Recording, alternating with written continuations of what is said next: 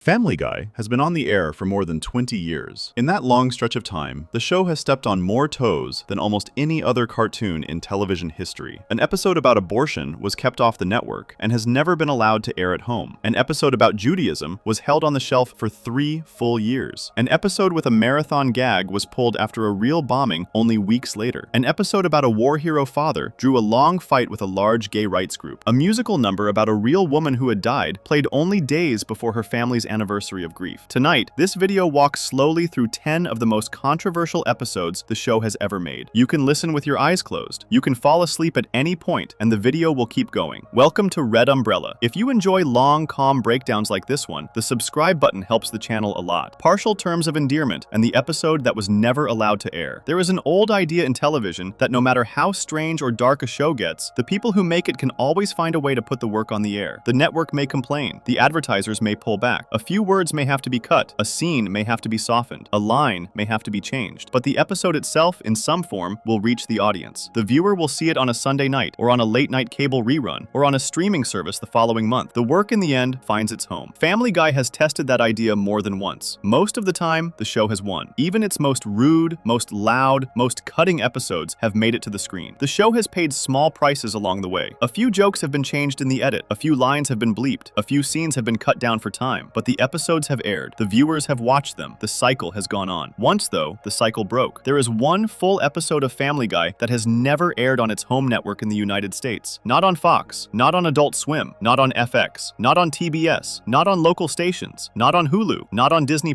not on any of the places where almost every other episode of the show can be found. It has been kept off the air in its own country for more than 15 years and counting. The reason is the subject it took on, the way it took it on, and the time at which it tried to do so. The episode is called Partial Terms of Endearment. It was the 21st and final episode of the 8th season. It was written by Danny Smith and directed by Joseph Lee. The story follows Lois as she runs into an old college friend named Naomi at a reunion. Naomi and her husband Dale ask Lois to be a surrogate mother for them, since Naomi cannot have a child of her own. Lois, after talking it over with Peter and the family, agrees. She goes through the medical steps. The pregnancy begins. Then the story takes a sharp turn. Naomi and Dale are killed in a car accident. The biological parents are gone. The pregnancy is still inside Lois. The choice in front of her is the kind of choice that a long sitcom would not normally try to put on the screen. Should she carry the pregnancy and give the child up? Should she keep the child as her own? Or should she end the pregnancy? The episode walks through the family's reactions. Peter, after being shown a film by an anti-abortion group, becomes loud against the idea of ending the pregnancy. Lois, after long thought, decides to end it. The final beat of the episode tells the audience that the choice has been made and that the family is moving on. The way the show built the script was unusual for Family Guy. Seth MacFarlane has spoken about asking Danny Smith to read an essay by the late scientist Carl Sagan before writing the episode. The essay was about whether one could be both pro-life and pro-choice. The team wanted, in their own way, to take the subject seriously while still making the kind of show they always made. The script went through normal production at 20th Century Fox. The animation was finished. The voices were recorded. The episode was ready to be put on the air with the rest of season 8. That is when the wall came up. Fox Broadcasting, the network that aired the show, decided that they would not run the episode on their air. The decision came from the top. Kevin Riley, who was the president of Fox Entertainment at the time, spoke about the choice in interviews after the fact. He said that the issue of abortion was a hot button at that moment in time. He said the economy was struggling and the network was having tough talks with advertisers. He said the show handled the subject well, in his view, but that the episode felt like it could cause trouble that the network did not need. The choice, in his words, was based on money and timing more than on any moral problem with the script. This was the second time Fox had stepped in and kept a Family Guy episode off the air. The first was during the early seasons, with a different episode that will come up later in this video. That earlier episode was eventually allowed to air, after a delay of a few years, on Adult Swim and then on Fox itself. Many people inside the show, MacFarlane included, expected the same to happen with Partial Terms of Endearment. The shelf time would last for a while, and then, in the end, the episode would slip onto the air on a late-night block somewhere. That is not what happened. Adult Swim was the natural next stop. The Cartoon Network late-night block had been the first home of the earlier banned episode. The plan, in the minds of many, was that the same thing would play out again. But Adult Swim made its own choice. The block said that it had no plans to air Partial Terms of Endearment. There were no scheduling slots set aside for it. There was no late date pushed back to. Adult Swim closed the door. Without Fox, and without Adult Swim, the episode had no clear way to reach the American audience. The other places that had aired Family Guy reruns over the years all followed the same path. TBS did not air it. The FX networks did not air it. Local syndicated stations did not air it. As streaming grew, the episode also stayed off the new platforms. Hulu, which became the main home of Family Guy reruns online, did not include it in the season 8 set. Disney Plus, which later picked up the show in some regions, also did not include it. To this day, in 2026, an American viewer who wants to watch partial terms of endearment cannot do so by paying for any of the normal services that carry the rest of the show. Fox did not, however, kill the episode in every form. The episode was given a standalone DVD release. A buyer could go to a store and pick up a small package that held only this one episode and a few extras tied to it. That release first came out in 2010. It has been the main way that American fans have seen the episode since. Some streaming options have, at times, allowed the episode to be bought as a one-off purchase, separate from the main season run, but the episode has not been allowed inside the regular Family Guy library on any major platform. Outside the United States, the story has gone differently. The British network BBC Three aired the episode on June 20th, 2010, as part of its normal Sunday night Family Guy run. About 1 million viewers watched it on its first British airing. The episode was edited slightly for time and content, but it was treated as a regular part of the season. Australia also saw the episode through its own broadcasters, so the work has been seen. It has had an audience. It has been taken in by the same fans who have watched the rest of the show, just not in the country where it was made. Critics, when they did get a chance to write about the episode, mostly handled it with care. Many reviewers praised the way the script tried to take the subject seriously, even while still being a Family Guy episode. There were the usual side jokes and cutaways, including a scene where Peter tries to make Lois miscarry through a series of cartoon-style traps in the desert, drawn in a soft tribute to Looney Tunes. There were also long stretches where the writing slowed down and let the family talk about the choice in plain words. The mix was strange for the show. Some reviewers said the writers had taken a sharper look at abortion than many other primetime shows would dare to in those years. Some, though, were less kind. There were viewers who said the show was not the right place for the subject at all. There were viewers who said the script came down too clearly on one side. There were viewers who said the cartoon style of the show could not hold the weight of the topic. The split inside the audience was real. It mirrored the split in the country at large. That, in the end, was the part the network could not get past. The risk was not the joke. The risk was the topic itself. The lasting effect of the ban has been quiet. Family Guy did not make the loss of the episode into a long storyline in later seasons. The show did not stop and write a new episode about being banned. It did not make a long joke about Fox. There was a short note about the missing episode in a later show called 200 Episodes Later, which was a live-action retrospective of Family Guy. Beyond that, the show simply moved on. The episode sat in its own small corner of the show's history. The team kept making new episodes. The audience kept watching. The shelf grew around the missing piece. For longtime fans, the episode now lives in a kind of half-hidden place. They know it exists. They have heard about it. Some have bought the DVD. Some have watched it through other means. But they cannot just open Hulu and watch it next to the rest of season 8. They have to step outside the normal path of the show to see it. That, more than anything, is what makes partial terms of endearment unique. It is the one episode of Family Guy that the show's own home country has, in effect, never been allowed to air. The story of this episode, then, is not really about the joke. It is not really about the writing. It is not really about whether the script worked or did not work. It is about the line that even Family Guy could not cross on its home network. The show had spent over a decade pushing on every other line. The line of taste, the line of cruelty, the line of what could be said about whom. Most of those pushes had ended in the same place. A small edit, a small fight, and an aired episode. Partial terms of endearment ended somewhere else. It ended in the dark. For a show that has built its name on saying everything, this is the strange and quiet shape that lives at the end of season 8. A finished script, a finished animation, a finished cast recording, a full episode of the show, and no place inside its own country willing to put it on the air. Before we move on, if you're enjoying this analysis, please consider subscribing. It helps the channel tremendously. Partial Terms of Endearment sits in a quiet shelf of its own, a finished episode that has never been aired on any American home network and lives only on a standalone DVD. The ban on this episode was not the first time Fox had stepped in, and another script had already been kept on the shelf for 3 full years before it was finally allowed to air. Section 2. When You Wish Upon a Weinstein and the 3-Year Shelf. In the early life of Family Guy, the show was still figuring out what it was allowed to do. The first season had aired in 1999 and had drawn in a large audience after the Super Bowl, but the numbers had dropped fast in the weeks that followed. The second season had been a smaller run. The third season was where the team felt the show was starting to find its voice. The cutaway gags were getting sharper, the cast had settled, the writing room had grown. The show was starting to take on bigger and stranger ideas. The team felt safe to push. That feeling of safety did not last when the writers handed in a script for an episode that took on a religious subject. The script was for an episode that would later be called When You Wish Upon a Weinstein. It was meant to air as part of the second season in 2000. It was a half-hour story about Peter trying to bring a Jewish friend into his life because he believed, in his usual cartoon style, that doing so would solve all of his money problems. The plot pulled from a long line of jokes that Family Guy had already been making about Peter being slow-witted, easily fooled by old ideas, and quick to grab any fix that promised an easy way out. The script had been written by a man named Ricky Blitt, who was one of the writers on the show. The episode was directed by Dan Povenmire, who would later go on to make his own animated shows. The team made the episode with the same care they were giving to any other Family Guy story at the time. The animation was done, the voices were recorded, the musical number, which was the part of the episode that drew the most attention, was finished and put in place. The episode was ready to air. That musical number was the part that stopped Fox in its tracks. In the song, called I Need a Jew, Peter sits and looks out at the night sky and asks, in melody, for help with his problems. The tune is a soft parody of When You Wish Upon a Star, the famous song from Walt Disney's 1940 film, Pinocchio. The lyrics walk through a string of old ideas about Jewish people, with Peter saying he needs one to help him with his money. The song is meant to be a joke at Peter's own ignorance. It is meant to show how silly his thinking is. It is meant to land on Peter, not on the people he is talking about. That is the way the writers built it. But the song could be heard, by some ears, in another way. The lyrics use the kind of old ideas that have been used to hurt Jewish people for many hundreds of years. One line, in the version the team first wrote, included the words, "Even though they killed my Lord." The line was meant as Peter saying something dumb and ugly that came from deep inside his uneducated mind. The line was meant to make Peter look bad, not Jewish people. But on the page, and in the voice of a popular cartoon father, the line was harder to hear that way. The Fox Broadcasting Company made the call. The network would not air the episode. The choice was made after the work was done. The episode was already finished and ready. The network was worried that the song and the larger plot could be read as anti-Jewish, no matter what the team had meant by it. The episode went onto a shelf. There it stayed. Inside the show, the team did not agree with the call. Seth MacFarlane spoke about it in interviews and on the DVD commentary that came later. He said the team had taken steps to make sure the episode would land in a kind way. He said the script had been read by 2 rabbis before being made. Both rabbis had given their nod, in part because the story ends with Peter learning that success is not based on religion at all. Lois, in the final scenes, sets him straight. The whole shape of the episode points back at Peter and how silly his thinking has been. The team felt they had walked the line with care. Fox was not so sure. There was also another fact that the team brought up. About 70% of the writers on Family Guy at that time were Jewish. Ricky Blitt, the writer of the episode, was Jewish himself. Ben Stein, the actor who voiced the rabbi inside the episode, was also Jewish. The room that built the story was largely a Jewish room. That, in the team's view, was a strong sign that the story was not meant as an attack. It was, in their view, a story about Peter's foolish thinking, written from inside the very community he was being foolish about. Fox's choice still held. The episode sat on the shelf for 3 years. The team moved on to other stories. The show went through its early ups and downs. The 3rd season was the show's last full run before Fox canceled the show for the first time in 2002. The episode stayed on the shelf even after the cancellation. It looked, for a stretch of time, like the work would never be aired in any form. Then a slow shift began. Family Guy, even after its cancellation, kept finding life in other places. Reruns of the show on the Cartoon Network late-night block called Adult Swim brought in a strong young audience. DVD sales of the early seasons were higher than anyone had thought they would be. The show, away from its first home, had built a real fan base. That fan base kept asking for more. That fan base kept asking, in particular, about the episode that had been held back. In the fall of 2003, Adult Swim made its own decision. The block aired When You Wish Upon a Weinstein for the first time on November 9th, 2003. The episode had also been included on a DVD set called Family Guy Volume 2, which had come out a couple of months before. So fans who had bought the DVD had already seen the episode, but this was the first time it played on a network in the United States. It had been more than 3 years since the work was finished. Fox followed about a year later. The episode aired on Fox itself on December 10th, 2004. By then, Family Guy had been brought back from cancellation and was once again running new episodes on the network. When Fox finally aired the episode, the network changed one part of the song. The line that had said, "Even though they killed my Lord," was changed to, "I don't think they killed my Lord." The change kept the rhyme. It softened the meaning. The DVD version still held the older line, so fans could watch the episode in 2 slightly different ways. On Fox, and on later cable airings, the song had the kinder line. On the DVD, the song had the older one. The closed captions on some airings still showed the old words even when the new ones were sung, which meant a careful viewer could see the change happen on screen. That was not the end of the legal life of the song. In October 2007, a music publishing house named Born Company, which held the rights to the original song When You Wish Upon a Star, filed a lawsuit. The publisher said that the parody had hurt the name of the original song. The case ran in court for some time. In 2009, a judge ruled that the parody was a parody in the legal sense and was therefore protected as fair use. The lawsuit was settled in favor of Fox Fox and the show's team. To stay honest, the small details of how that case ran in different courts and in different filings have been told in slightly different ways in different sources. What is settled is that the case was filed in 2007 and ended in favor of the show. The episode itself, when it finally aired, did not draw the kind of strong public fight that some had feared. Many viewers, by the time the episode reached them, had heard about it for years. The build-up had been so long that some came in expecting the worst. Others came in feeling that the long delay had only made the episode more interesting. When they sat down to watch, many felt that the work was tame compared to other things Family Guy had aired by that point. By 2003 and 2004, the show was doing far stronger and rougher work in other episodes. Weinstein, when finally watched, felt to many like a softer story than its long shelf life suggested. Critics had mixed views. Some, after watching, agreed with the original choice and felt the script leaned too hard on old ideas. Others felt the script was clearly aimed at Peter and not at any community. A writer for The Forward, a Jewish magazine, said the episode was not really demeaning to Jewish people, though she also said it was too thin to be funny. So even the people who felt the episode did not cause harm did not all think it was a strong piece of work. The episode landed somewhere in the middle. It was neither the worst thing the show had done, nor one of its best. For Family Guy as a whole, the long shelf life of When You Wish Upon a Weinstein left a mark. It taught the team that the network had a line. It taught the network that the team would, in time, push at that line. It taught the fans that the show's history had pieces that could not always be seen. The episode was the first long held back work in the show's life. It would not be the last. Years later, the same network would step in again and would do something even harder. With partial terms of endearment, Fox would not just hold the episode, it would never let it air at all. Looking back from the present day, Weinstein sits in a strange spot in the show's history. It is, in some ways, a small story about a man trying to take a shortcut to a better life and being shown that there is no such shortcut. In other ways, it is a long lesson in how a show that wants to push on big subjects has to live with the choices of the people who own its airtime. The team that made it spent years waiting for it to reach its audience. The audience that watched it had to do so through DVDs and late-night cable, not through the show's main home. The work was made in 2000 and was first broadcast on the show's own network in late 2004. 4 whole years had passed in between. For a show that lives on speed, on quick jokes, on cutaways that come and go in less than 10 seconds, 4 years is a very long time to sit on the shelf. The story of those 4 years is part of what Family Guy is now. It is part of what makes the show different from many of its cleaner cousins on television. The room that built the show wanted, from the start, to test the air. The air, sometimes, pushed back. Weinstein was the first long fight. It was the first time the show learned how slow that fight could be. Before we move on, if you're enjoying this analysis, please consider subscribing. It helps the channel tremendously. The story of When You Wish Upon a Weinstein shows how long the path from a finished script to a broadcast can be, with the work sitting on the shelf for 3 full years before it finally aired. Not every controversial moment in Family Guy starts with a song, and some start with a small cutaway tied later to a tragedy no one in the room had seen coming. Section 3. Turban Cowboy and the Boston Marathon. There is a strange and quiet truth about long-running cartoons. The shows are made far ahead of the time they air. A script that the writers handed in last year is being drawn this year and will reach the audience some months from now. By the time a viewer is laughing at a joke, the people who wrote it may have already moved on to many other scripts. The world in which the joke was written is not always the world in which it lands. That gap between writing and airing is normally just a small piece of how television works. Most of the time, no one notices it. Once in a while, the gap becomes everything. Family Guy aired an episode called Turban Cowboy on the Fox network on March 17, 2013. The episode was the 15th episode of the 11th season. It was the 202nd episode of the show overall. It was written by Artie Johan and Sean Rees and was directed by Joe Vox. It was, by the rules of how Family Guy normally worked, a regular episode. It went through the same kind of writing room talks, the same kind of script edits, the same kind of voice recordings, the same kind of animation rounds, and the same kind of small, late changes that any other episode would. The story of Turban Cowboy is not, in the end, the part that drew the trouble. The plot follows Peter taking up skydiving with his friends. He has a fall in Las Vegas and ends up in a hospital. While he is there, he meets a man named Mahmoud, a Muslim from a different part of his life than the one he is used to. Peter and Mahmoud become friends. Mahmoud comes home with him to Quahog. They spend time together. The two of them seem, for a stretch of the episode, to be on the way to a small, soft story about meeting people who are not like you and finding common ground anyway. That is the shape the story has on its surface for most of the runtime. Then, near the end of the episode, the story turns. Mahmoud is shown to be part part of a small group that is planning a real act of harm. The group has built explosives. They want to use them on a bridge inside the town. Peter is dragged along into the plan against his will. He is pushed into the driver's seat of a van. The van has the bombs inside it. He is told to drive it onto the bridge. Joe arrives in time and breaks the plan. The bombs are stopped. Mahmoud and the rest of the group are arrested. Peter, in the very last moments of the episode, picks up his cell phone to call a friend. As he dials the phone, the bridge explodes by accident, set off by some kind of small,